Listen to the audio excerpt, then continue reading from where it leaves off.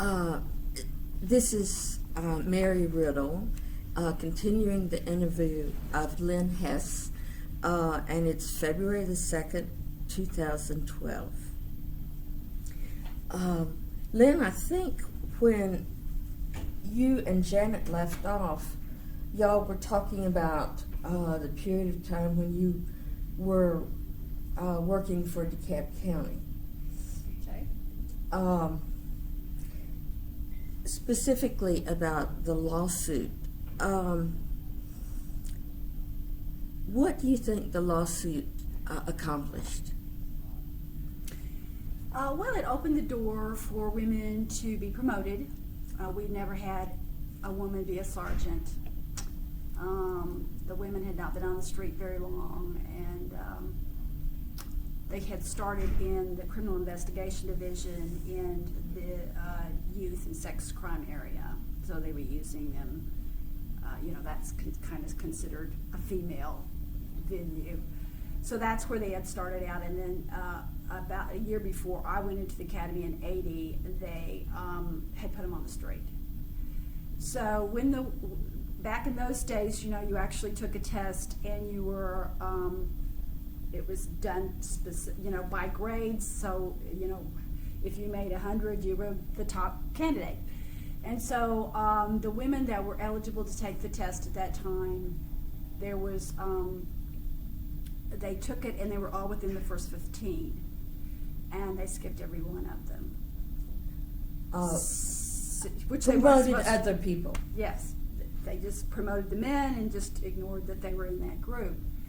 So I remember meeting with them. They had talked to a lot of the women, and there was very few women then, but the women that were there were not interested in backing them, and I had not taken the test, and I still had just a few years, and I think I was eligible but didn't take it. But anyway,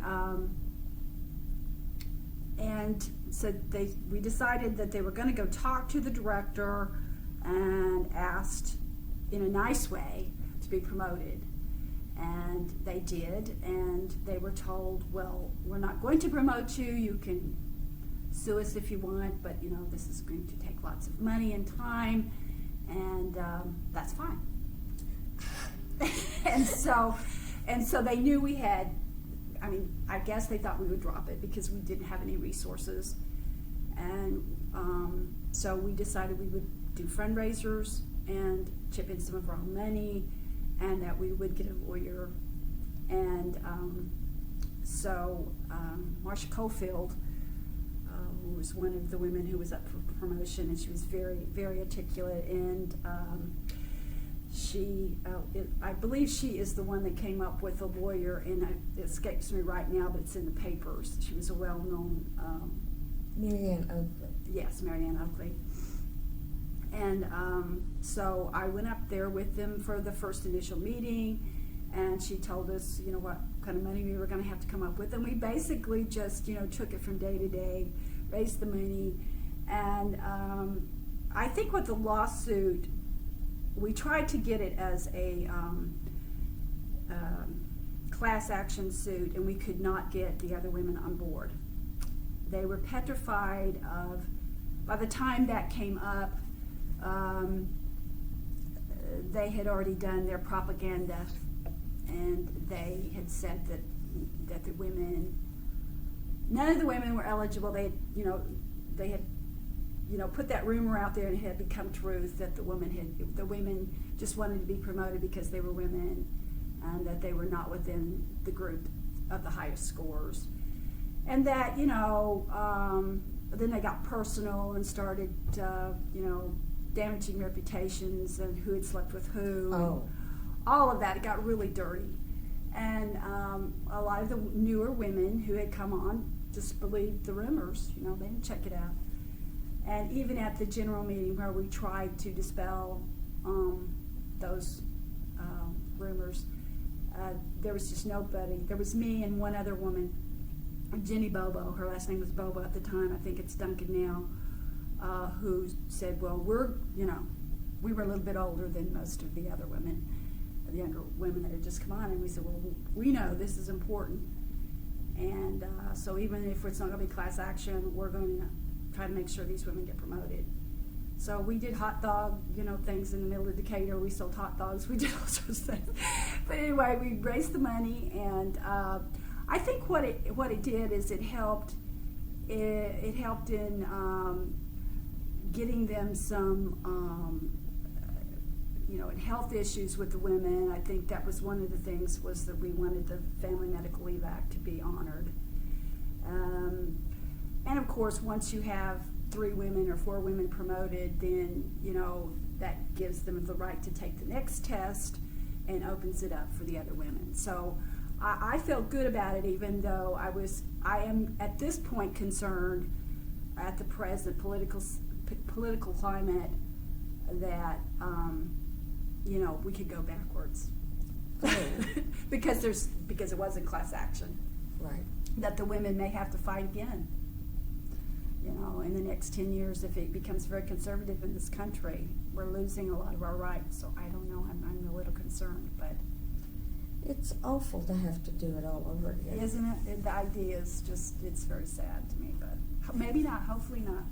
So your promotion was not an issue, but you thought it was important to help. Absolutely, yeah. Well, I knew eventually. I mean, it wasn't altruistic,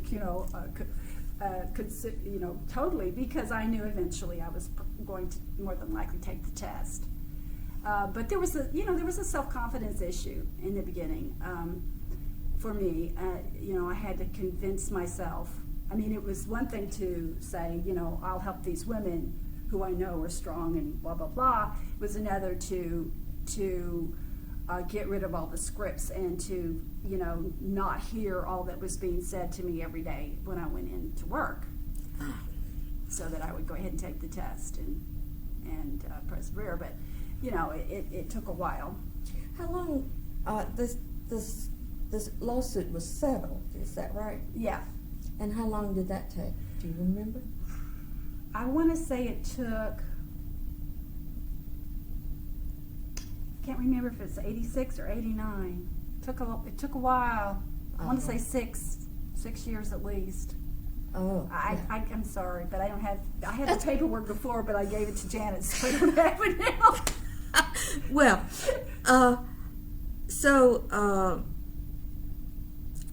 when did you apply for promotion? Well, I had been on the street a very long time, and they wouldn't let me in the criminal investigation division. That's another thing they do is it's considered a lateral promotion, but but it is also one of those carrots they hold out, right. If you're one of the boys. So I really had a hard time, and finally there was an opening in the traffic specialist division, and so that was offered to me, and I competed for it, and I got that one. All of my evaluations were not bad, but they weren't top notch. That was another thing that they did, is they had a very antiquated evaluation system. It was very subjective. They didn't have to put any reasons on it, And I had been working Southside, which is the high crime area, for most of my career. And one of the last evaluations I got before I went into traffic specialist division, I mean, it took me that long, so it would have been probably 8 years of service. This is how long it took me to stand up to the captains and so on. They gave me a median. What they would do is, if you got a say it was 1 through 10, and you got a 5, that was considered average. Okay, but for everybody knew that was average, and you could never get any promotions. But on the sheet, it said it was, above average. Ah. Okay. So there was this, you had to make a 7 or you'd never get promoted, but they tell you that it was an okay eval when they came in front of you like you were so stupid, right? So I got one of these evals, and I was very experienced. I was very good at my job. I was handling lots of calls a day, more than my share, and had proven myself time and time again. And I finally said, this is not going to cut it. They're going to tell me why, because I can show with that was another thing. I kept my PO sheets. We have to, every time you do a call, a pullover, anything, you document it. And those sheets are used on your evaluations, of course. So I got finally smart enough within about the third year of being on the street. I realized that they were not crediting with the work that I did. So I kept my PO sheet. I copied all my PO sheets, so I could prove what I had done. And I made, I said, well, I want to talk to the lieutenant. Told me, my sergeant told me that the lieutenant had told him he had to give me those grades, those marks. And so I went in and I said, okay, this is what I've been doing, and I've been doing this for years, and I would like to know what it is that you expect to get more than a 5. Because I certainly haven't seen it on the street for anybody else, and I know they're getting higher marks than this. Well, I don't know what the problem is. I didn't tell him to do this. I said, yes, you did. Oh, you were just ready. I was ready. I was over it. I said, yes, you did, and unless you can tell me exactly why, you better redo this eval. And they never redid evals, ever. They just didn't do it. I said, you need to redo this eval, because I'm not taking it this time. I'm not taking it on the chin this time. This is over. Y'all are not treating me like this anymore. Kind of thing. Of course, this particular lieutenant eventually, got back at me, but that's okay. I got the eval, and I think it was because of those evals. You had to have certain evals to even think about taking the next test. And they also kept you back because they had certain certificates that you were supposed to earn through training. And just like any professional person, you have certain, you're expected to have completed these within a certain time frame to be promoted, and they would tell you that you couldn't go to training, that they couldn't spare you, and you could go next time, but you can't go now. And then next time they tell you the same. Exactly. Well, this has been happening for years and years. In fact, I didn't have all my certificates, and I was up for lieutenant, and I had to fight. The only way I got that was there was a black male that had not had half the service time that I had had, but he was on the fast track. They were pushing him along and grooming him. And so they were sending him to all of these advanced certificate classes. And I was the one stuck, being out there in the field as one sergeant for the whole South Side on a shift. So I knew, because he was working with me directly, I knew what they were doing. So finally I went in and I said, okay, well, you okayed this for him, but you didn't okay that for me. And you also know that if I don't get this advanced certificate, I can't, I have no chance to make lieutenant when I take the test. I can take the test, but I will not make it. Yeah. And I said, I'm telling, again, I had to say, you will send me. You will work this out and you will send me. Because you sent him, you're going to send me. Because I've got, I think I had 5 more years of service than he did or something. Oh, he was on the front. Oh, yeah, big time. And so they had to, but I had to fight. This is what, my point is, and I was not the only woman, I'm sure, but I'm just saying, I personally had to fight for everything I got. So you got promoted to sergeant after about 8 years? Well, I had been in the field, and then I got 2 years as the traffic specialist unit person, which is an investigator. We do all, when you do a fatality on the road, it's just like working a murder scene. Yeah. So I worked that for 2 years and took the test and came out of there as a sergeant. And they put me back Southside, which was fine with me. And, you know, worked as a sergeant for another, like, you know, 8 or 9 years, I guess, before I made lieutenant. So, you know, I went through, like, the Desert Storm, Gulf War and all that because, you know, and what we do is we show, because of military service, about half my guys and gals were in the reserves.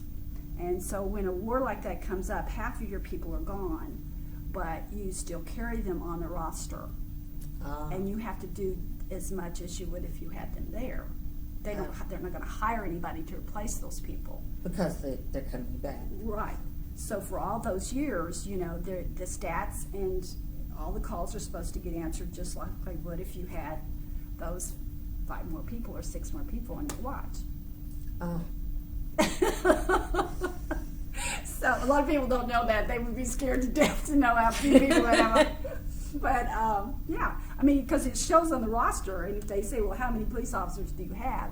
They give you who they have on the roster. They don't tell you, oh, but we only have half of those people who are actually on the street.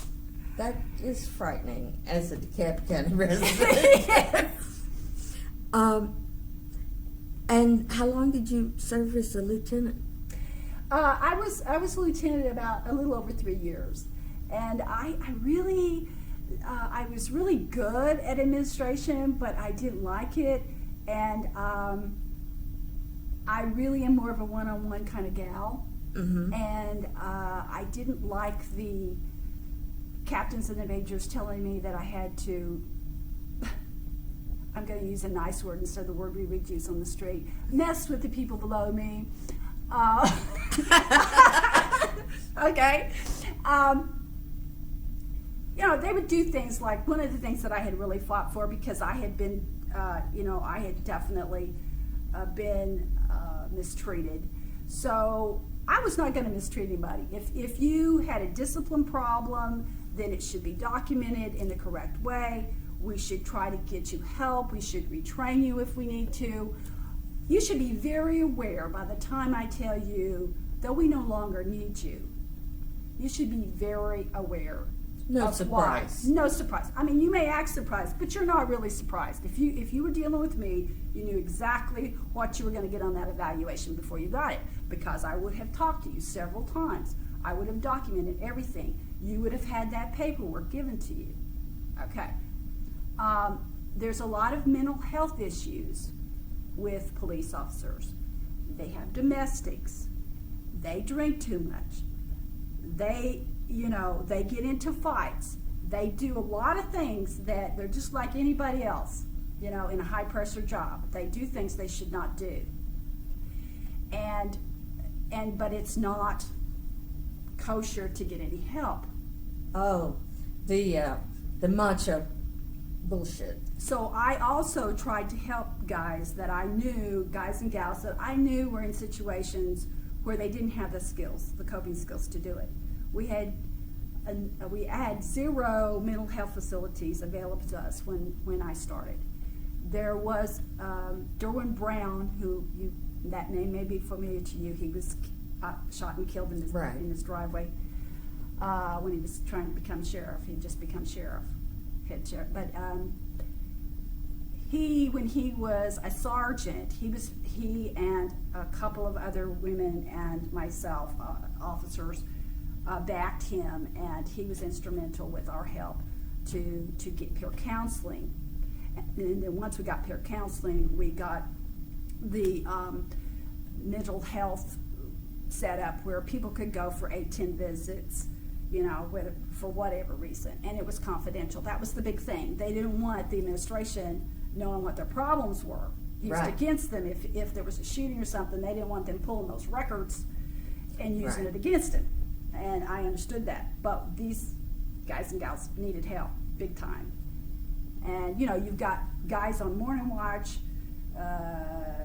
they work 11 to 7 in the morning. Their wife works a day job. They might see her once a week. Right. They're working extra jobs because they don't make enough money, so they're working 1, 2, 3 extra jobs a week. Oh my. And then, they become accustomed to that money, and they have to have that money to pay their bills.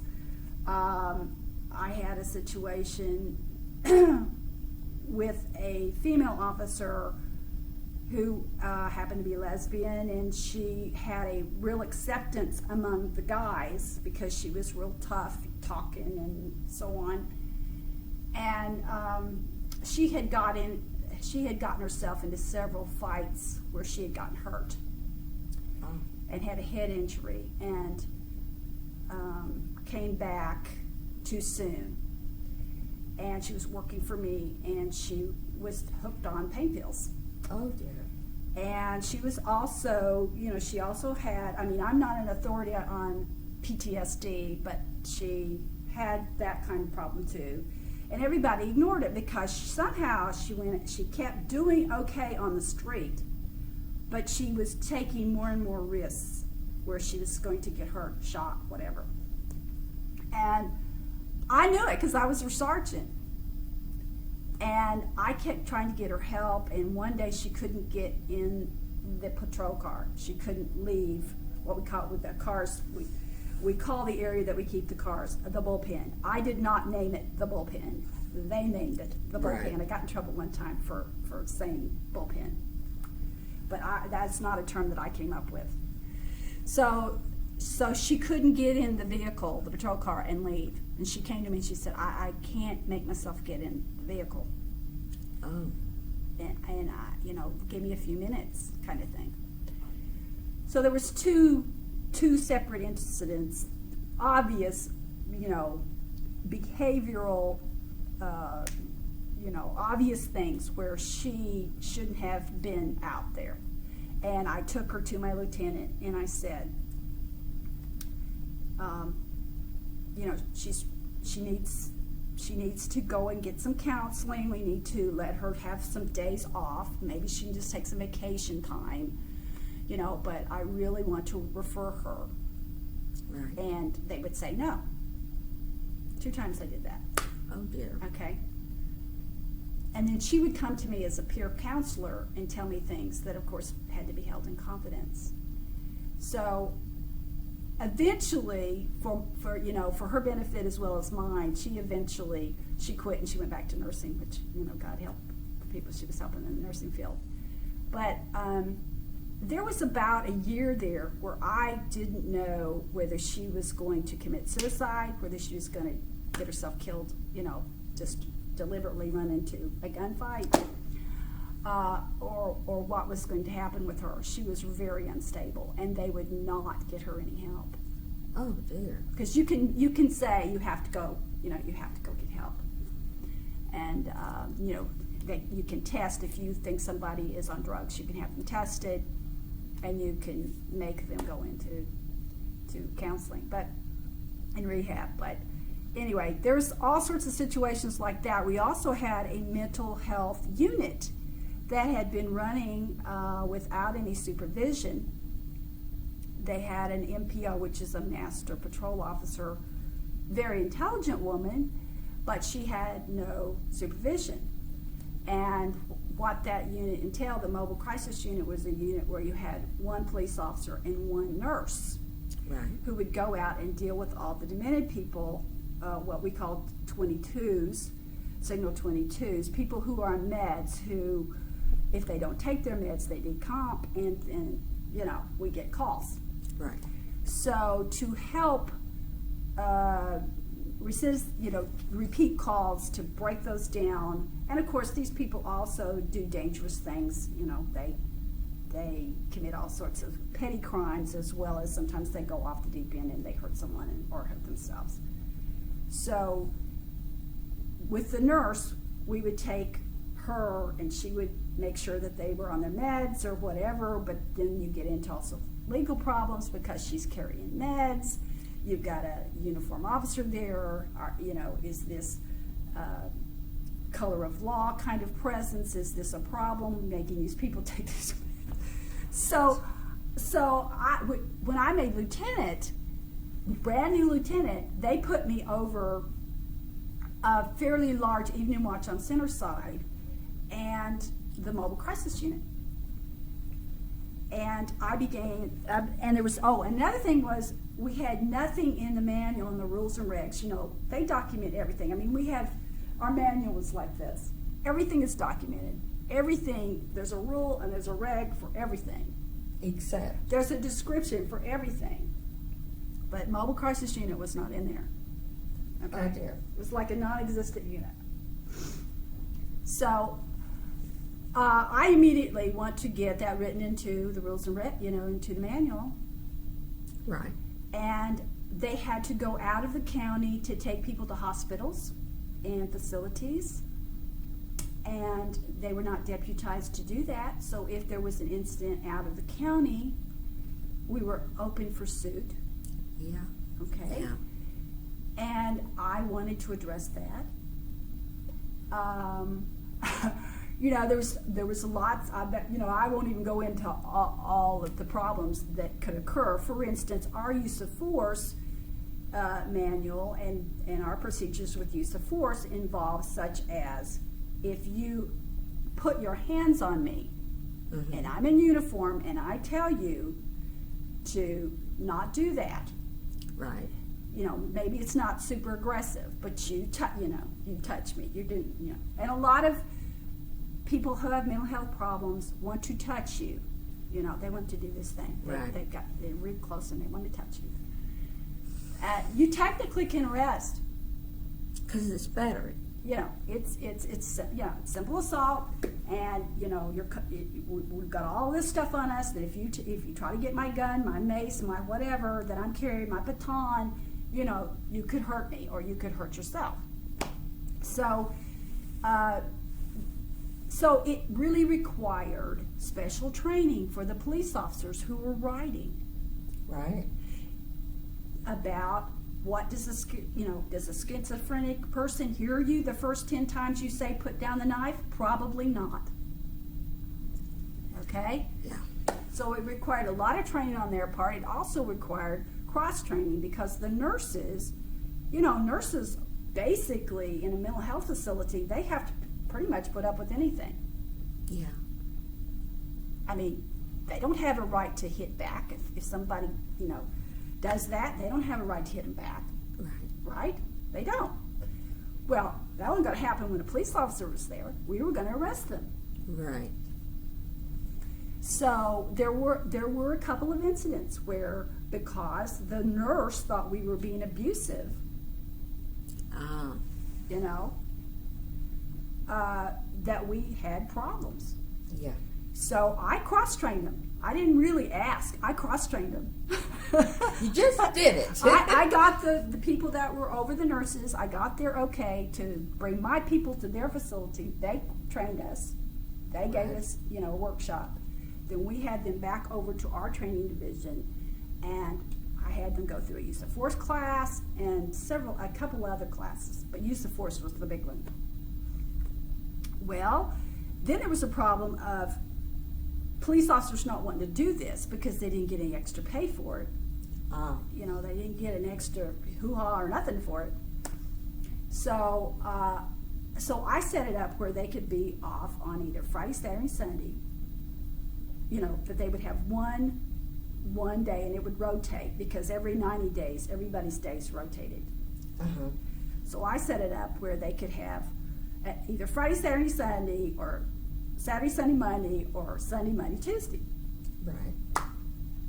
Well, I had people begging to come in the unit then. Yes. I was like, please take me. And I really got a really cream of the crop group that were well trained. I could trust them. They were willing to communicate back with me if there was a problem. And I guess this has been about maybe a year. And I had it really running smooth. I was keeping stats. I was really keeping good records, so I knew what my people were doing. They weren't even, they would go out, they would not even come over the radio. They would just take these patients out of the county and come back and never tell people where they were in the beginning when I started. Oh no, we weren't having that. Yeah. I want to know exactly where you're going and when you get back in the county. Yeah. That kind of thing. So, anyway, everything was running real smooth, and I took 2 or 3 days off. And I came back, and they had just, the same guy that I had told that he would give me a decent evaluation, or he would prove otherwise. Yeah. This was, now we're talking several Years in between. He had dismantled the whole program that I had set up. I mean, there was still a mobile crisis unit, but he had dismantled everything and given it back to this NPO to run. Oh. Yep. Oh. So this is an example of the kind of thing that happened to me. Also, when I was a sergeant and we had all of these guys in the reserves, and they were not on the street, they were in, wherever, overseas, they came to the sergeants and they said, we're not getting any more people, we're not hiring any more people, and we've got to handle these calls, so we need you to come up with an idea. This was all the sergeants. We need you to each come up with at least one idea to reduce repeat calls. So I decided, well, there's no sense in reinventing the wheel, and I'm going to do some research. So I found out, which is no big surprise, the domestics are number one repeat call. Yeah. Okay. And I did some more research, and I got 4 or 5 people that really respected me, who were willing to come to my house and spend their time to look at this research. And we developed our own little program based on a program out of Miami with Janet.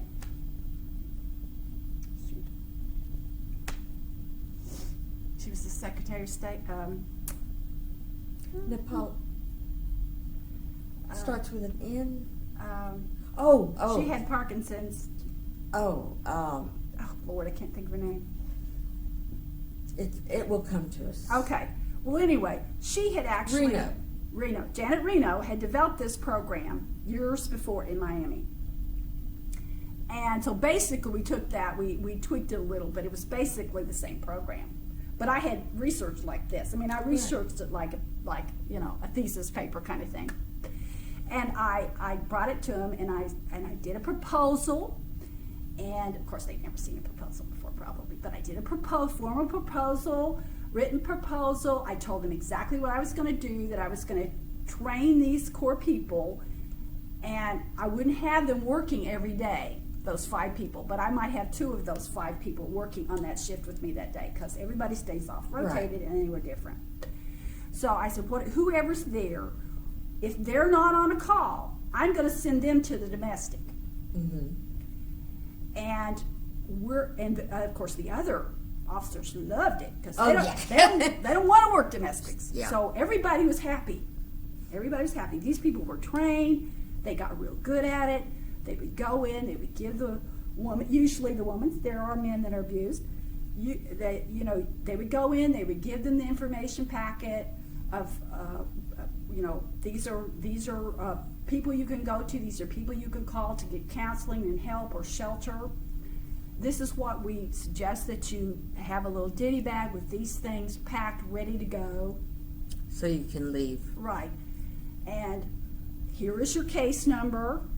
If there had been obvious abuse that day, we made an arrest. We did not have to have, at that point, we had a law where we could arrest for an assault that wasn't done in our presence. It was family violence. Right. But it was really hard to get the other officers to enforce it. So I knew these officers were going to go in. If they saw signs of violence, they were going to arrest, and we were going to follow through on the case. She didn't have to do anything. And we called her the next day. Okay? That was like a magic pill when we called the next day. I do not know why, but it was like I don't know, it worked. It was like these women would show up for court. They would do what they would, they would follow through. They would get their counseling. So it was really working well. And I was, again, trying to keep my stats so I could prove that the unit was really doing something. Right. And I asked one of my people to go up to the Criminal Investigation Division to check where these reports were filed, and to see there's supposed to have been follow-up, of course, if it was a valid kind of problem. And I did not know that we had a domestic violence unit in name only. Oh. NCID. Headed by a certain female officer who apparently they thought was, okay. Would do what she was told to do, I guess. So basically what happened, because I also knew one of the secretaries up there, basically what happened is the reports came in, the secretary went, did what she had to do, and filed them. Okay? Nothing was being done. Zero. Oh, no follow-through. Which, of course, is a total no-no. And I never was able to prove that they were getting federal money for this domestic violence unit, but I bet you they were. Oh. Because, I have something with that name. Well, they did send me to one workshop kind of training session about grants. And that came up then about the domestic violence federal money. The Violence Against Women Act. That we did have it in DeKalb. Of course, the two were not, it was here and here. It was already over with by the time I found out about it, but I'm sure that's what happened.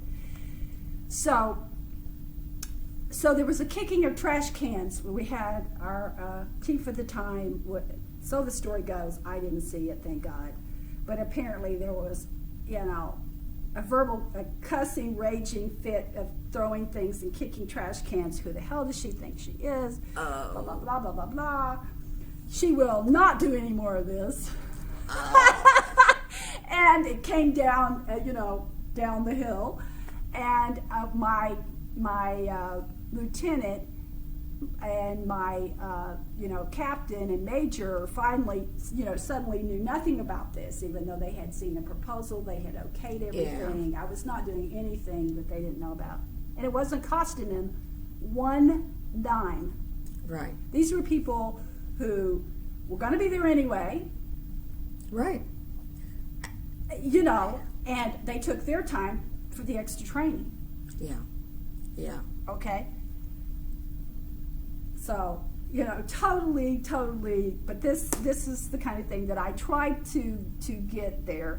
I was able to do things like the fire department instituted a debriefing many years before the police officers ever had that available to them. So if you were at a shooting scene, or if you were at a scene where 3 children got killed, and you couldn't seem to get up the next morning and come to work, that, the reason was that the police officers needed to be debriefed at a critical scene, after a critical scene. Well, I made it my business to make sure that happened, and I was the first sergeant ever to do that in the police department, where you would just bring in a counselor from they called it the Employee Assistant Program. And you would just ask for that. They would come, and then you would gather all the officers that were at that scene, and they would just say what they remembered, what they saw at the scene. A lot of times we don't deal with the same problem. There was one situation on Glenwood Road, right close to where the old drive-in used to be. Glenwood near, let's see what you would need, Glenwood. It's not too far from 285, but there's kind of this hill and this dip. And people would run across from the apartments, and this particular night, a young female had 2 children, and I guess she had them by the hand or whatever, but anyway, somehow she got across and her 2 kids got killed. Oh. They were, you know, okay. They were still alive, but barely when we got to the scene. And the guy that hit him was just distraught. He was just totally, you know, he just didn't see him. Yeah. And so he was upset. She was hysterical. The people that are working the ambulance, they know one of them's already dead. The other one, they're trying to work her, but they're pretty sure she's not going to make it. And they don't want the mother in the ambulance. Yeah. Okay. So I have to try to deal with the mother. And, you know, I'm a mother, so I would want to be in the ambulance. Yeah. Anyway, that was a real close one because she drew back to hit me. It was one of these, you know, and I was trying my best to tell her in the softest way possible she couldn't get on the ambulance. So that was my trauma, my kind of trauma. I mean, that doesn't sound, with all the things that could happen in my job, why did that bother me, right? But it's because I'm a mother. Yeah.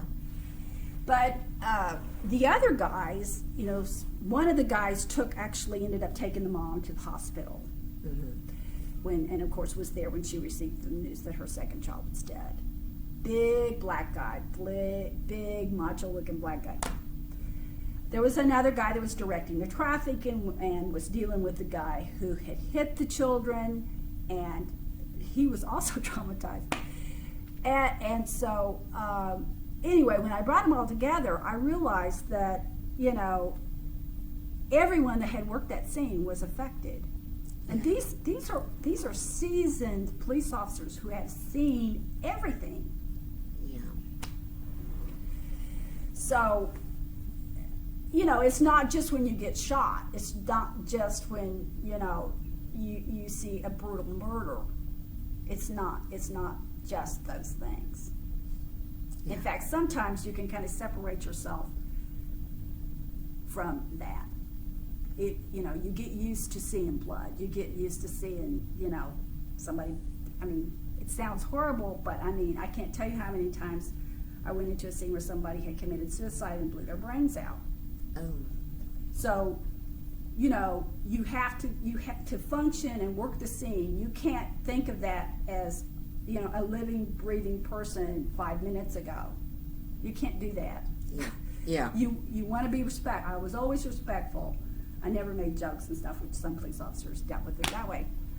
I never made crude jokes and stuff at the scene, but, you know, you just can't. Now, later I might have had to deal, you know, I might have cried about it, but you can't do it at the time. Yeah. You just can't. But anyway, and I don't know what question you asked me because I've just been talking. It must have been a good one that got you started. But anyway. Well, let's see. You were a sergeant for how long? Well, you know, you asked me that. I want to say it was almost 9 years. Okay, and then you were a lieutenant for about 3 years. Right. So, in other words, if I had close to 22 years in, I really took my time in between each time I got promoted. Yeah. Absolutely. Was there something in particular that made you decide to retire? Yeah. Durham Brown's death.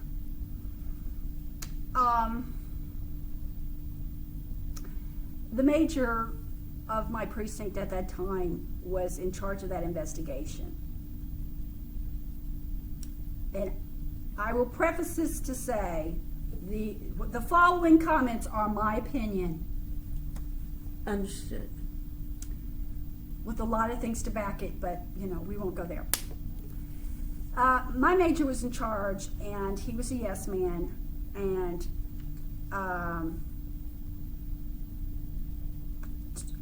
I feel, my opinion, that there was a conspiracy that some of the higher ups did not commit the murder, but conspired. Duran was he had his faults. He was a native man, but he was really sincere about revamping the sheriff's department. And The sheriff's department is separate now from the police department. Okay. But he had, along the way, he was, as I said, he was the one that helped get the mental health counseling put into place. So he had some, what might have been considered radical ideas. He was also part of the black kind of FOP Right. organization. So I know he had some enemies. But the reality, you know, the at my core, I knew that everybody that needed a position slipped into those positions once the girl was dead. It was too convenient. It was way too convenient. Oh. Okay, because they were getting ready to get rid of the directorship. It had already been decided. And people needed places to go. Directorship of the police department. Okay. So that was really difficult, and I was already I was tired. I had, you know, like I said, from that first day to the very last day that I worked, I had to fight. Yeah. There was never an easy day. There was never a day where I felt I was accepted, that, you know, I didn't have to deal with something that had to do with, you know, I'm female and you shouldn't be here. Every day. And you just get tired. Oh, yeah. But anyway, so I was up for captain, but I knew I had not been happy as a lieutenant, and just, you know, what it entailed was not really what I wanted to do. The administration. Right, that wasn't really me. And I went on a vacation after I had worked with this guy a lot, you know, through different stages of my career, and he was my captain at the time. And he wasn't there very much. And I knew that he was really working two jobs. He was working for another police department, which was illegal. Oh, my goodness. You know, there was a lot of things going on like that people were ignoring. And anyway, he was never there, so there was I really was working without a captain. Yeah. But they had an incident where a woman, when I was not there that day, but there had been a woman who had been, I believe she had been divorced from this man for at least 6 years. It might have been longer than that, but it was a good length of time that she had been divorced from this man. She had done everything right. She had never let him come back to the house. She had taken out the, you know, restraining orders. She had done everything right by the book. Yeah. Which usually that's not the case. But she'd done everything right. And he had kidnapped her, and he was raping her in this house. And the special unit was called out. The SWAT team was called out. They had surrounded the place, and when they found out that this was her ex-husband, my chief told them to stand down, because he wasn't doing anything to her that he hadn't done thousands of times when they were married. Excuse me. Well, so this captain told me this because I had come in to say something about, you know, that I don't know what I said. I must have said something about, I don't understand why they didn't go in. Right. Finally, the woman jumped out of a window and saved herself. So one of the guys that was on the SWAT team was had told this to me at the pumps also, because he felt bad about it. You know, he was feeling really bad about it and guilty about it. And because he was one of the guys that I guess was up on the porch and he could hear everything. So, but he was telling it to me as if, not as if I was one of the boys, but as if of course, I wouldn't blink at this. No one would blink at this. And I had been having trouble, you know, I mean, I guess I had my type of PTSD, I guess, where I was having trouble, and I knew it. I had been there for at least a year, maybe longer, where when something like that would happen, I was, you know, this close to saying, fuck you, and walking out. Yeah. And losing my pension. Yeah. Okay? Yeah. Which they would have loved. And I remember turning around and just with all of my every ounce of energy leaving the room without saying anything, because if I'd opened my mouth, I know I would have cussed him out. I know I would have. Yeah. And so I right after that I took a vacation, and I had been taking more vacation than I had ever taken towards the end of my career, and because I knew I was that close. Yeah. And I took this vacation, and we happened to be going through Mobile, and I had been journaling and stuff like that, and I had always danced. So I was, you know, I had taught dance, sacred dance for years and years in the church, and I had my own program there. That's a whole nother story. And so, you know, I had this real creative side that was, you know, talking to me. And I started writing this novel. Uh-huh. It just started coming out because of something I saw in Mobile. And on the way home, I just said, you know, Dean, I'm over it. I think I'm done. Yeah. I think I'm done. I think if I don't do it, if I don't quit now, that I will not leave in the way that I want to leave. You know, I will lose it. And they will say I went crazy, and they'll create all sorts of rumors, you know, Lynn lost it. Because there have been police officers, you know, wandering around the place, they find them wandering around the parking lot with their, you know, shorts on and their gun belt on, you know. Yeah. Because they lose it. Yeah. So I said, I don't want to go out like that. I want people to remember me for the job that I did and the person that I am. So I think it's time to go, even though I could probably make captain in a couple of months. Yeah. So that's why I left. Yeah. But, you know, I wish it had been a different environment, because I had gotten my degree during this time. In '96, I got my degree from Georgia State. In criminal justice, right? Yes, in criminal justice. And I probably, if it had been different circumstances, I probably would have gone back and got my master's and tried to have made chief somewhere. Yeah. Yeah. But it just wasn't in the cards for me. I just, you know, I'd raised my kids, and they were out on their own, and that, you know, that was one of the reasons I took the attendance test, because I had a child in college at the time, and I really wanted her to finish.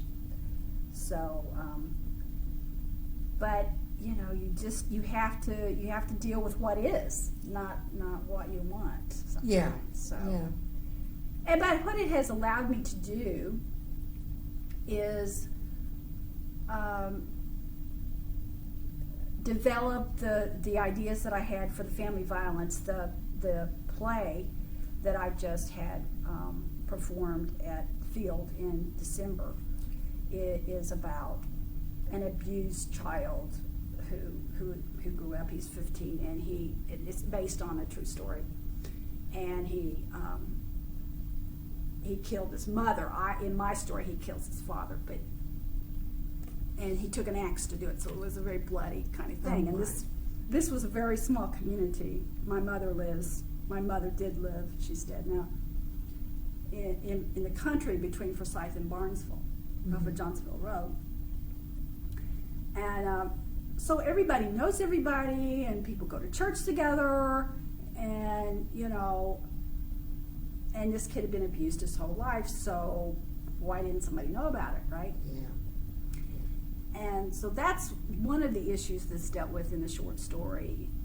And the other one is just simply a sort of, memorial to my mother and her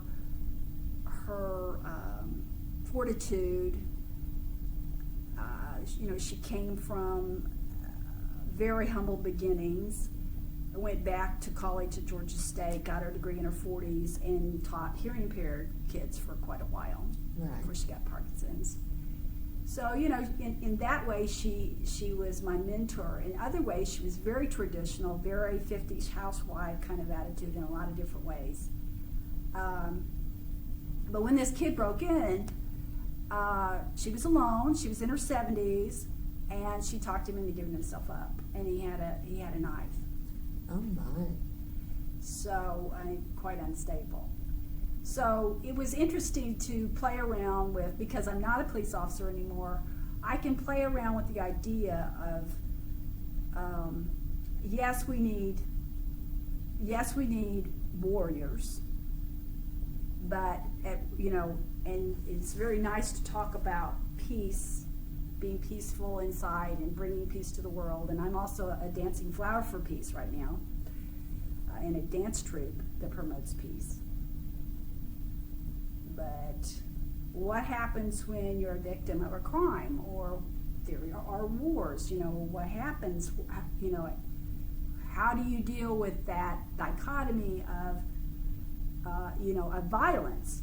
And so that's something that I have been dealing with in my writing as well as in my performing, is at what point, does the warrior put down the sword? And do you have that option if you need it to be protected? Yeah. Yeah. Yeah. And what does it do to me? I'm reading a book right now called War and Soul by Ed Tick. And one of the interesting things he says, which I agree with totally, is that you can see such horror that literally you feel like that your soul is here outside of your body, and it's like a separate entity from you. And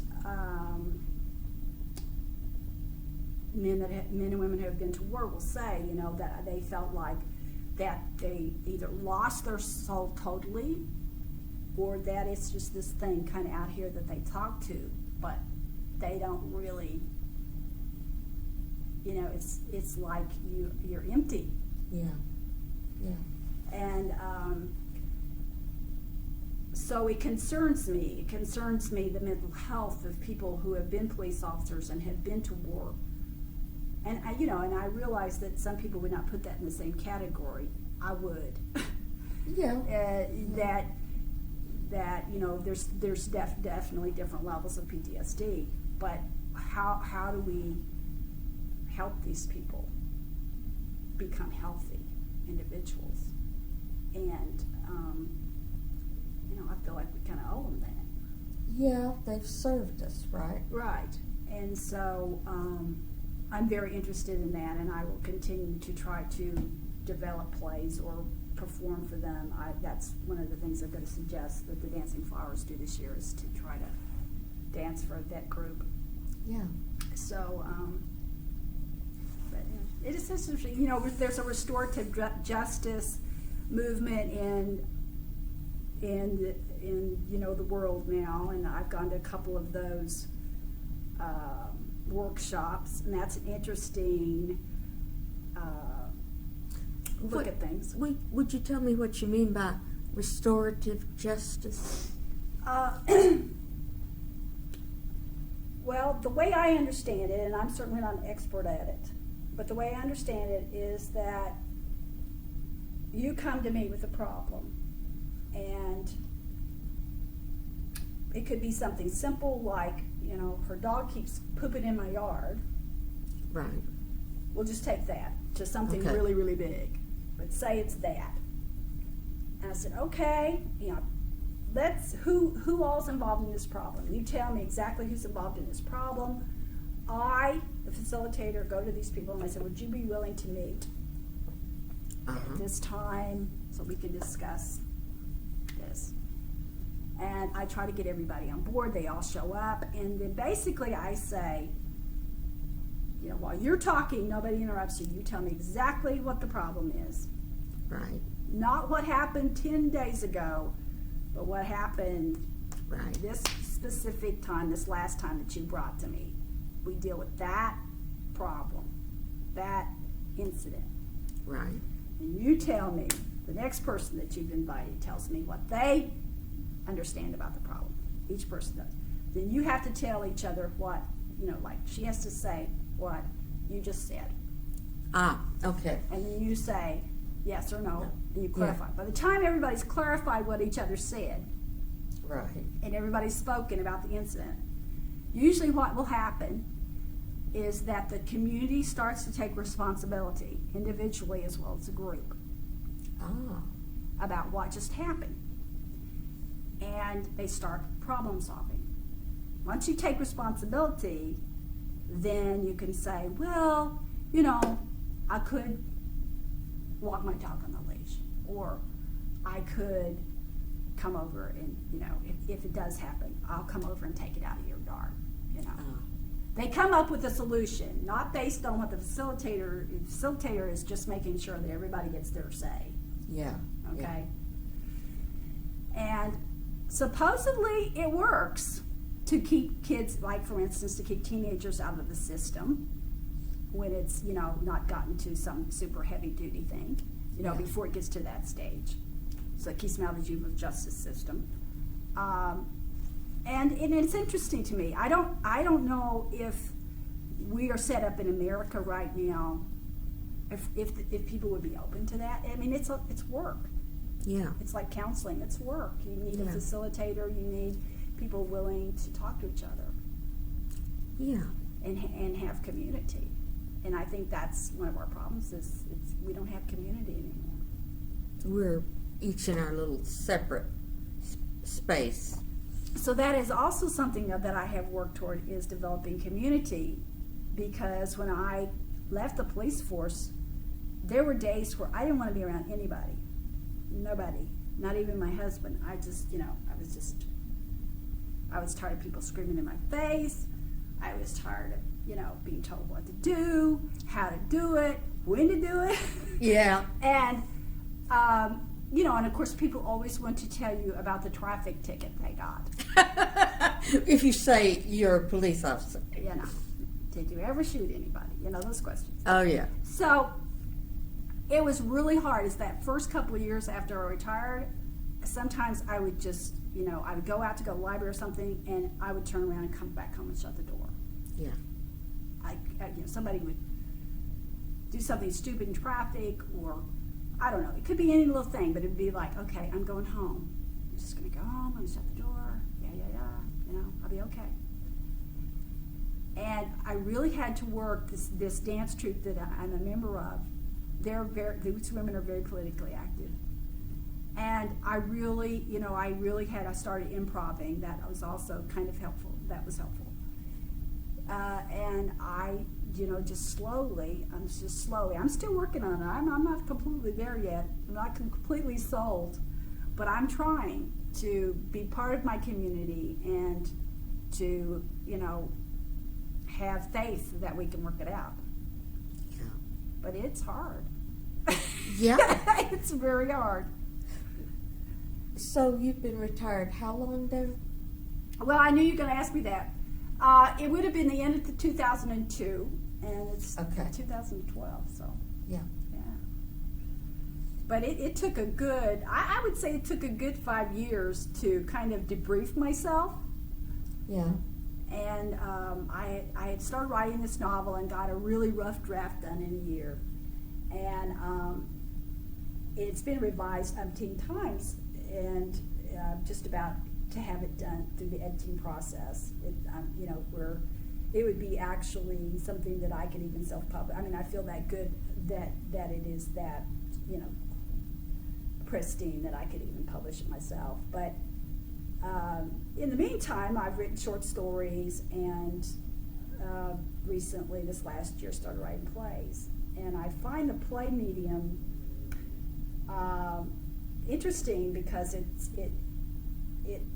is very similar to choreographing a piece of dance, which is familiar to me, and it just seems a good fit. Mm-hmm. I'm glad that I went through the other, but that I learned the craft of writing. But maybe I should praise the learning, because you never learn everything. Yeah. But that I've gotten to a certain level with it. But the playwriting, I think, is maybe where I'm going to go for the next year or so, because I can take anything that is not published, doesn't matter if it's published or not, and I can put it in play form, and I can get it read, and I can get the idea out there, I can get feedback from other artists in field, and send it off to contests or whatever. Yeah. So, and I brought the short story that was published. I brought you a copy of that, and then the play that's based on this short story that was read recently got really favorable reviews from people, and then they asked me to do it at the Core Studio recently in January the 19th for a lunchtime series. They have field twice a year, and so there may have been 20 artists involved, and they asked me and this one other woman who is a flamenco dancer to be part of the lunch series. So that was that was a compliment. And I learned a lot about actors. I thought I was just going to write this play, and that was what I was going to develop. But what actually happened was I learned a lot about what actors need. I had to think about costumes. I had to think about lighting. I had to think about props. I had an abstract dance that was that I choreographed. That was the prologue to this play. And so I had, rehearsals going on all over the place, and then I had to combine all these people together. And, it was an interesting exercise in just, I became a manager again, which I've been trying not to. But you are, you have to manage. You have to manage the rehearsal times, you have to coordinate emails, you have to, And, but it was that important to me. It was like, you can either not do the play, or you can do everything, because right now you don't have any help.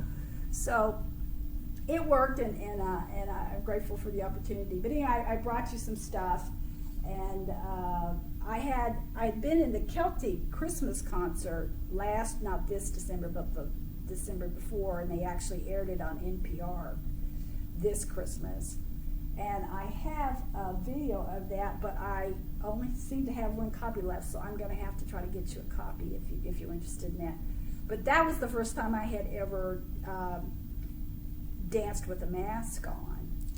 And we had these big heavy wings. I mean, we were actually supposed to be these kind of androgynous angels. And this was through the Mass Theater down in 5 Points, the community theater.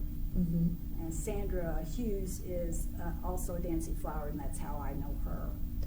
I also got an opportunity to be in a play as kind of a bit part, playing a police officer. It was a real stretch. In The Living Ghost. That was, when was that? That was, I can't remember. It was right around the same, it was all like within months of each other.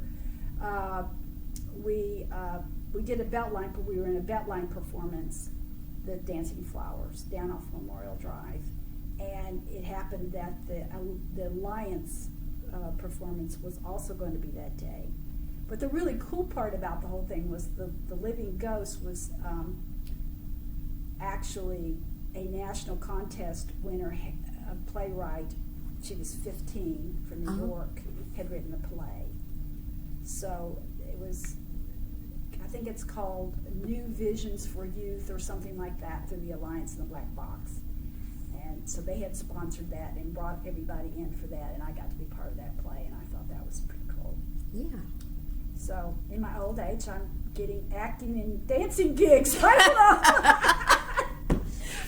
Well, It sounds like dancing in particular was something you did to nourish yourself for a long time. Absolutely. Uh, And it was a spirit, I've always been a person who felt like you need to balance mind, body, and spirit. And, I come from a traditional Methodist background, but I always had some issues with traditional religion and decided to not participate in traditional religion many years ago. But, my children were raised in a Methodist church, and like I said, I had my own program with about 30 people involved during the whole time pretty much all the whole time that I was a police officer. So I would have to do things like, because my days rotated, my off days rotated, right. It was a real challenge to be able to hold class and keep that. A lot of times what I did was I either chose to work evening watch or morning watch so that I could have, or whatever time it was that the people could meet, then I worked a different shift so that I could be there. Yeah. So most of the time it worked out, but it was a juggling act quite often. Yes, I can. And of course the performances were on Sunday morning, most of them. Some of them were on Wednesdays and so forth, but a lot of them were on Sunday mornings during the service. So, I developed my whole program there, my whole way of teaching children dance, and I don't think dance teachers expect near what children can do. My children do not just come on and look cute and point their toe. They didn't do that. They were, really, the sky's the limit. These kids can do it. Now, they may have to be reinforced. We would do things like we would take a Bible verse and they would, learn the Bible verse, and then we'll discuss it, and then we'll come up with what we wanted to dance, We need to understand the Bible verse first, or whatever it was that we were, doing. And I had this, treasure chest of all these little whatnot things, and, like stickers, and they would work so hard for the thing of stickers. It was Yeah. So I was doing stuff like that, and then once a year they had this big choir. These would be teenagers. They would have a Southeast retreat for all of these talented kids, and they would go. It was choral as well as musicians, and they had little side workshops they could take, one of them being sacred dance. So I did that took my vacation time. Most years, that was all I had. I would take it and go up there, and because it was like for 4 or 5 days. It was to Young Harris College was where we went almost all the time. But that would feed me. I did it for me as much as I did it for the kids, because it was I would see a different type of child who was obviously creative, and not to say they were all angels, they weren't, but and there was crazy things. They did dorms checks, and they had talent night, and they'd have the staff would have to get up, the faculty would have to have faculty night, and you'd have to do some crazy thing. Yeah. And so it was fun. It was that kind of thing was what kept me balanced, kept me from totally becoming jaded. I won't say I didn't come out a little jaded, but yeah. Do you think that the DeKalb department ever had enough women for the women to really make a difference?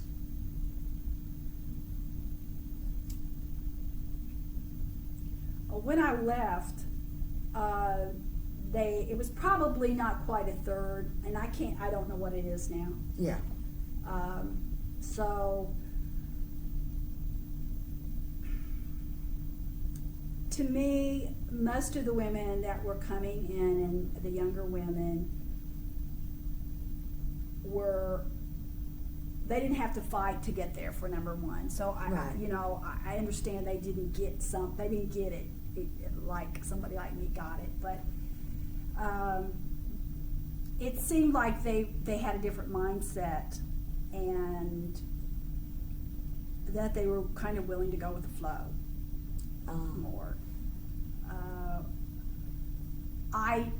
For instance, every time I saw a new person from the time that I got out of the academy, really, was riding on my own. You have to go through a training period. So when I started riding the car by myself, I always went to whoever it was and said, you need anything, you got any questions, got any problems, please call me. Yeah. Because this is a tough job. Never had one person call me. Oh. Ever. Don't know what to think about that. And it's because there's this mindset that, if I get out there and I prove that I can do this job, that they will accept me. And if I get in cahoots with somebody like Lynn Hesse, this radical female, and I really, truly never considered myself radical. I come from blue-collar people. I come from people who, really didn't have status and, took orders. yeah. And kind of felt like that it was hard to get ahead, and maybe there was just a little shame involved in all of this. And so, no, radical no. Do I respect myself? Do I try to treat other people as I want to be treated? Yes. Do I expect you to give me my due when I've done 4 times what you just did? Yeah. Yeah. And but it took me a long time to get there. Long time to get there. And I hope some of these females will eventually get there. I wish that if I have any big regret, it is that I wish I could have mentored more women, but really, they wouldn't let me. Yeah. Yeah. I mean, I had a few women who came up after I retired and said things like, "Why didn't you tell me how hard it was to be a sergeant?" or something like that.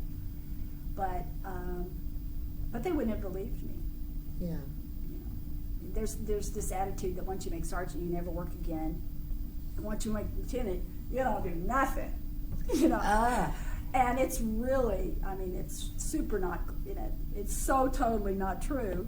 If you're doing your job. Now, you cannot do your job Yeah. in any position, but if you're doing your job as a sergeant, you're not only managing people, managing all the calls, coming up with who's going to go where, but you are the last backup person. If there's nobody to back on that domestic, that's where you're going. Yeah. And so, I never, I was on the road. I was going to, I was just totally always going as a sergeant. I never stopped on Southside. That's all I can speak to. And same thing as a lieutenant. You wouldn't go to an average call, but you would go anytime there was a serious call. It would be, a death Right. or a multiple fatal accident or something like that. You show up on that kind of scene. And you're actually managing sergeants. You're not managing the troops. Uh-huh. So it's a little bit different ball game, but it's I don't know. Well, it sounds like you had to fight for every promotion, and some of your good programs that you started got messed with. Mm-hmm. Yeah. And do you think a police force would be much different if there were women in the hierarchy, higher up, like captains and majors? Well, they had made captain a couple of years before I left, and I understood that one of them made major. unfortunately, again, my opinion, Sure. notice I'm not using any names. Understood. The woman that did make major, I feel like she had given up. You know, I mean, she was there, she came in, but, you know, I think she had pretty much given up doing anything, important, anything that was going to rock the boat years and years before that. Yeah. And they rewarded that. I assume. Yeah. Not that she didn't pass the tests. I know. Okay. But,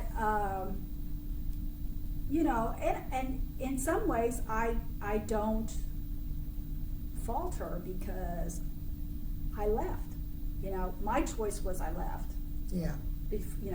Which I always said when I first started, I said, if I get to the point where I feel like that I cannot uphold the standards that I've set for myself, then I need to go. Yeah. Yeah. Don't become an alcoholic. Don't do some of these awful things, think of committing suicide. I mean, we have a really high rate of suicide. Yeah. That's never discussed. Yeah. Openly. Because we get really depressed. I mean, it's depressing. It's a love-hate cycle kind of thing where you're adrenaline junkie to some extent. You have to be. Yeah. And but yeah, I chose to let it. And for me, that was the best choice. And like I said, I do have the regret that I would have loved to have been able to have mentored women, to have stayed and been in the ranks and been made chief. It would never happen to DeKalb County, but somewhere. And that I could have, instituted progressive programs and training, and I was really good at, for instance, you're supposed to have a little conference with people once a year after, and that was never done. Yeah. What is it that you would like to do in the future? How can I give you training to get you there, that kind of thing. And I did that with my people and really worked with them to try to make sure that they got to develop where they wanted to develop. Some people want to make rank, and some people want to be in SWAT, and some people want to, Yeah. be in the canine unit. And those conversations were very valuable to me because I learned what would motivate my people. Yeah. Yeah.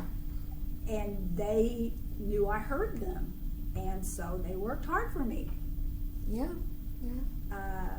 Because they knew it wasn't just about, okay, go out there and write 10 tickets. And it was never about that for me. It was, if you do your job, you're going to write some tickets. Right. You're going to make some arrests. Yeah. You're also probably going to get some complaints.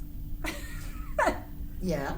And I will investigate those complaints thoroughly, without prejudice. If you messed up, you messed up. Yeah. And I'm not going to hold your hand. But if you're right, I will back you to the hilt. I will stand up, I will get my butt chewed, but I will not write you up for something you didn't do. And I had a rep for that, and that was one of the reasons the administration above me did not like me. It was because I would not do that. I just wouldn't do it. Yeah. If you had 3 accidents in a year, then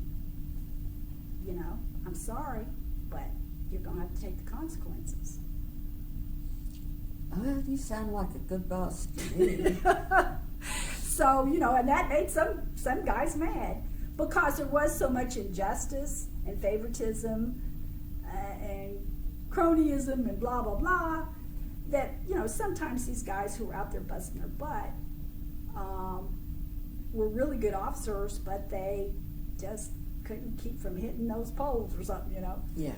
And I had one really country fella, good guy, and he just had the awfulest time, and they demoted him. He made master patrol officer. He really needed the money. He had some money problems, Anyway, they demoted him, and they put him on the screening desk for a while when I was a sergeant. And he was so depressed, and he was so despondent, and I took him aside and I said, you know, I know this just seems like this is never going to end. But you can get through this, and you can make rank again, and you're going to be a better officer. And you're not going to drive like a bat out of hell anymore, because you're going to know that it's not going to pay. Yeah. And this might prevent you from killing yourself or somebody else. Yeah. So you got to look at the long term, and I know that's not easy, but this is what I have to do as your supervisor. Yeah. I have to look at the long term and make sure that you come home every night. That means a lot. You know, had another guy. He was college educated, really cool guy, but he was he'd come out of training, but he was so anxious and wanting to please. And he'd come out of training okay, and he was riding by himself, but he just kept making stupid mistakes. And I took him off the side and I said, you know, most of the time I have to light a fire under these guys to get them to work hard and care about their reports and, you know, the way they dress or whatever. Everybody's got their thing. I said, there's usually something that I have to just, you know, kick butt over, in a manner of speaking. But I said, with you, I'm going to tell you the opposite. I want you to take a deep breath and start enjoying this job. You're intelligent. You have critical thinking skills. You can write a good report. Some of these guys have trouble writing a sentence. Yeah. You know? I said, you don't have any of those problems. What you have to do is just take a deep breath, say I can do this job, and enjoy it, and relax a little bit. You know, just take it down a notch. Well, when 4 or 5 years later, he was in criminal investigation division. He was in the murder, you know, he was in homicide. He'd made homicide. Because he was, you know, he had everything. He had it all right there in his resume. And he came to me and he said, you know, you were exactly right. He said, I'll never forget you talking to me that day. I said, well, that's what you needed. You know, that's just a little pep talk. That's all you needed. You just needed to settle down because you were just so anxious, but you had everything to do this job.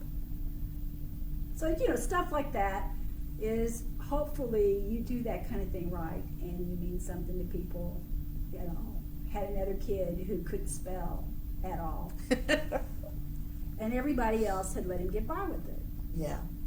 And I said, you know, you're too smart for this. I'm not going to accept it.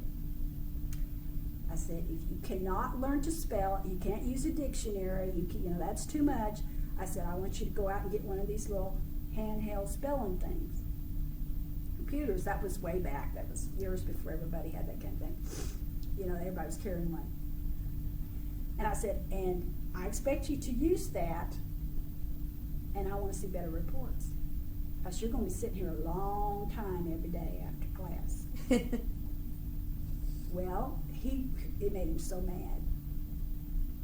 And he came back to me, too, when he made CID.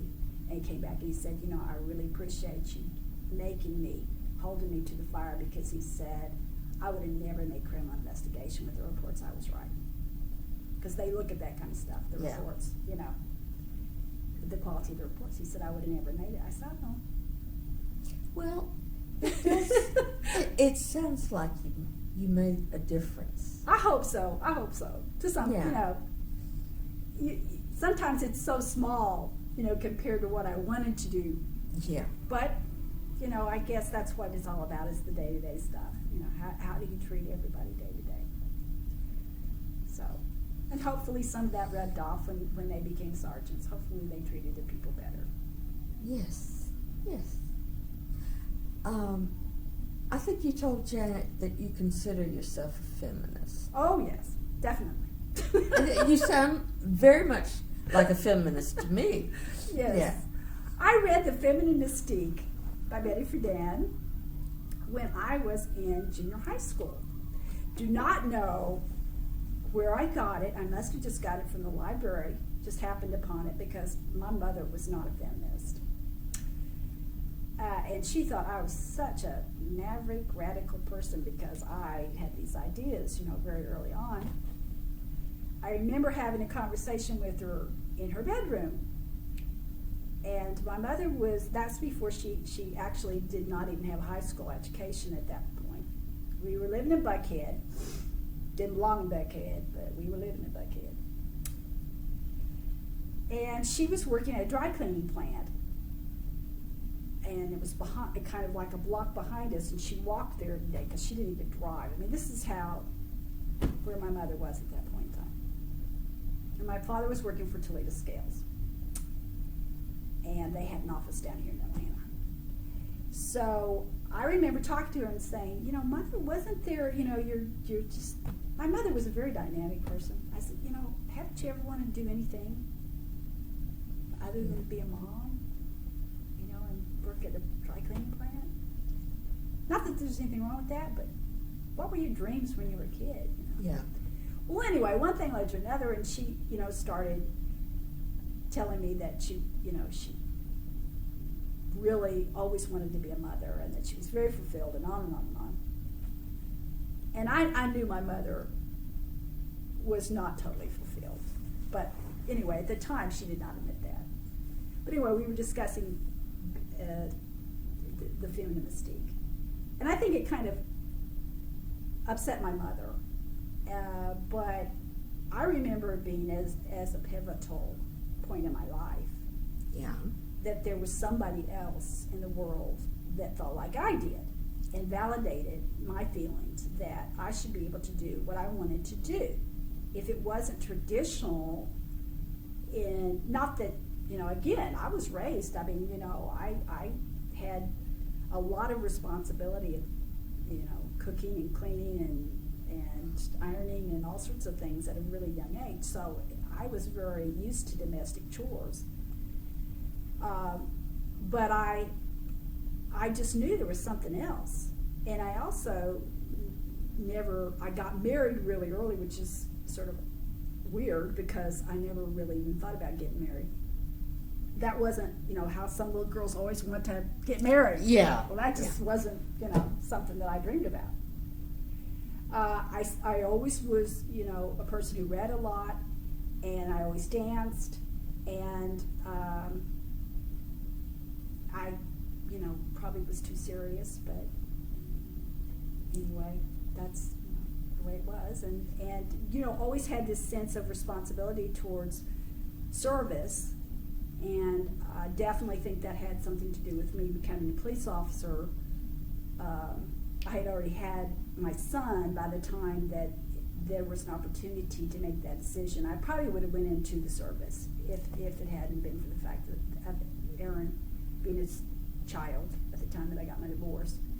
And I decided that I had done a ride along with some women police officers in Indianapolis. That's where I was living before my divorce.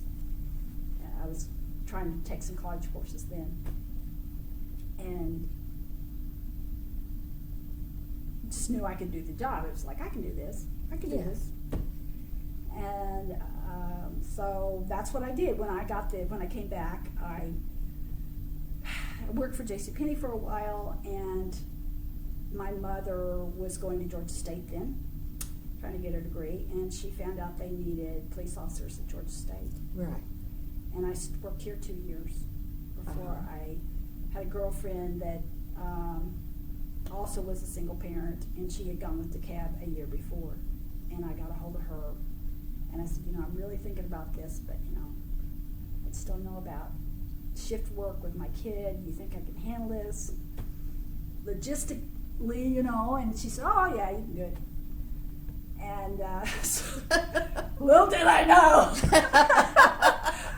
Because in those days, there was absolutely, they would come in at, 11 o'clock and say, you need to be on whatever shift tomorrow. Yeah. Or they would come, you'd be day watching, they'd say, you need to go to morning watch tomorrow night. different precinct. Oh. And there was no, oh, I gotta get all of it. So my parents were living, at the time that I started, my parents were living off 85 in Fairburn. And if I had to, I would go down there and drop Aaron off. It was kind of that kind of thing where if I had to, they would take care of him for a shift or something until I could get my sitting arrangements made up. And then when they moved down to Forsyth, then I was doing an hour trip to get him down there and back. And there was times when I would be like, take him down in the evening, spend the night, and then get up at like 3 in the morning so I could make a 6 o'clock. Or whatever it was, I had to make a roll call. So yeah, there was some days where it was pretty rough, but I made it. You did? You did? I did it. So yeah. Is there anything else you want to talk about? Let's see. I don't know. I think I think I've given you a pretty good overview of what my life was like and what I've kind of done since then. And I know Janet talked a lot about my childhood, so she and I discussed that. Yeah, it looked like y'all had covered that pretty well. Yeah. So yeah, I think we're good. Okay.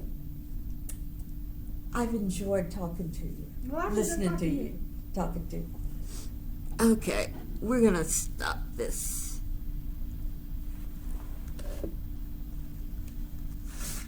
And let me give you my little stuff.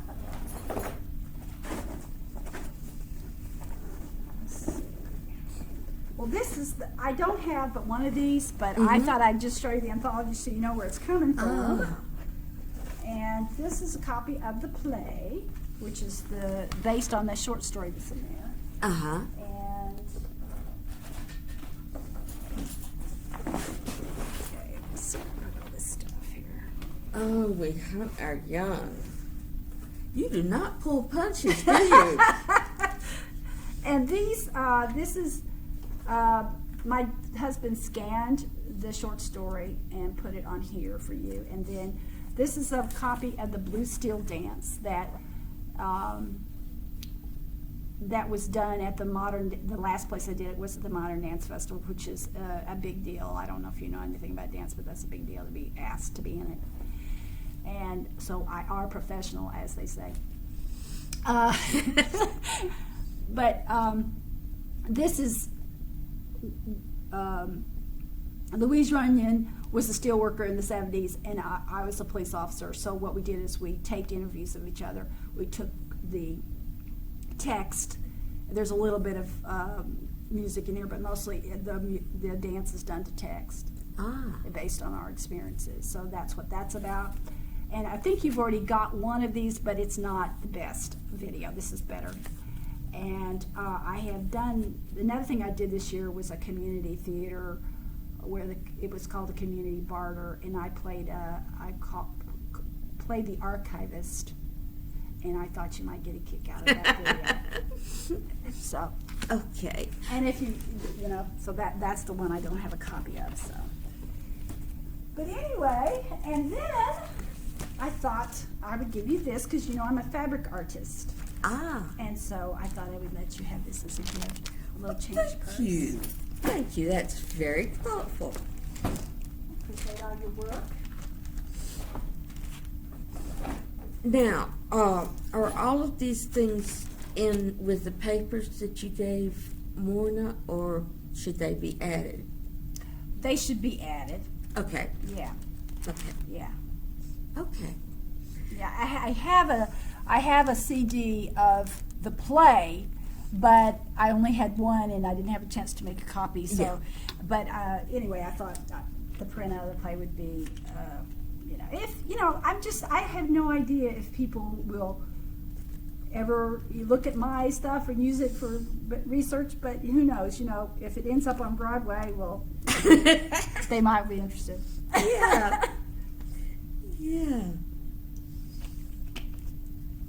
But anyway, the copy of that text is on one of those CDs, so you can. Let me give you that. But I just wanted you to see that it is in an anthology. Yes. by Yes. Wising Up Press, if they should, if I can get another copy, I will, but I sometimes because it's a small press, sometimes it's very expensive, and I might have to wait till they reorder for somebody else or Yeah, something like that. yeah. But I sold my last one. I had bought, I don't know, a couple hundred, and I sold my last one about 3 months ago. Ah, that's a lot of books. So that's my copy. Yeah. Well, I have enjoyed it a lot. Well, thank you for taking your time, and I know you've got to transcribe all this. But maybe do you not have to transcribe since they're videotaping now? They're still transcribing. Are they? Yeah, we have a volunteer who really likes doing that. Oh, So, great. and she has transcribed the first part of the interview that you did with Janet. I hope I didn't go back over the same stuff that I talked about before. I don't think I did. Not a whole lot, not much at all. Because I read it a couple of days ago, and I was trying to. It's been so long, I have no idea. You know, it was September of 2010.